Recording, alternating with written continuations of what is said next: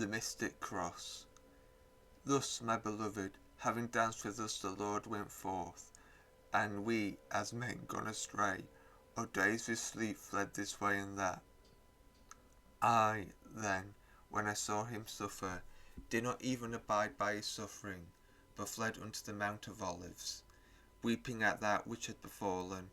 And when he was crucified on the Friday, at the 6th hour of the day, came upon all the earth. And my Lord standing in the midst of the cave, and enlightening it, said, John, unto the multitude below in Jerusalem I am being crucified, and pierced with lances and reeds, and gall and vinegar is given me to drink. But unto thee I speak, and what I speak hear thou. I put into thy mind to come up into this mountain, that thou mightest hear those things which it behoveth a disciple to learn from his teacher, and a man from his God. And having thus spoken, he showed me a cross of light fixed, and about the cross a great multitude, not having one form, and in it the cross was one form and one likeness.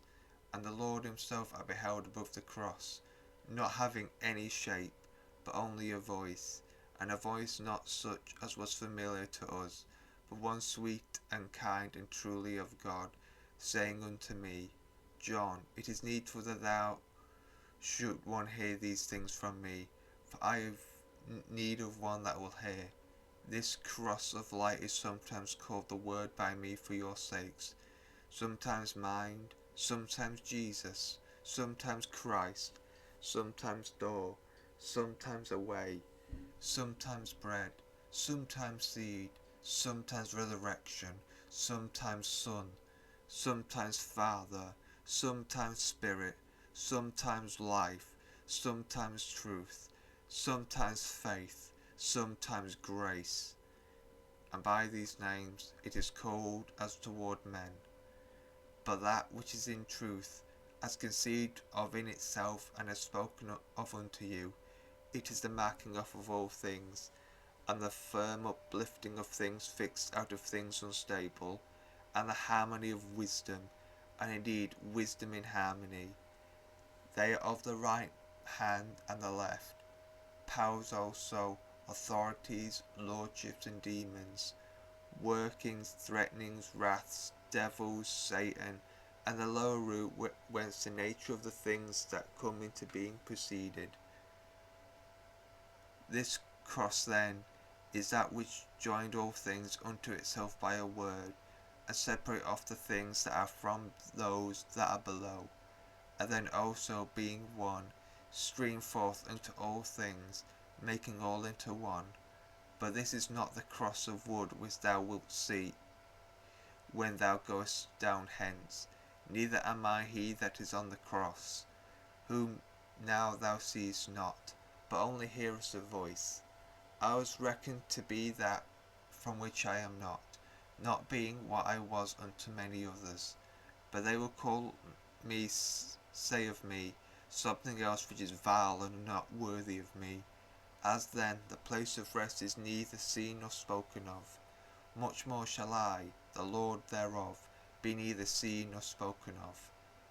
Now the uniform crowd around the cross is a lower nature, but those whom thou seest in the cross, if they have not also one form, it is because every limb of the one who came down has not yet gathered together. But as soon as the higher nature and race, coming down to me in obedience to my voice, is taken up, then what does not hear me now will become as thou art, and shall no longer be what is now, but over them even as I am now. For until thou callest thyself mine, I am not that which I am, but if thou hearest me attentively, thou too shalt be as I am, while I shall be what I was, as soon as I have been beside myself, thee as I am. From this thou art nothing.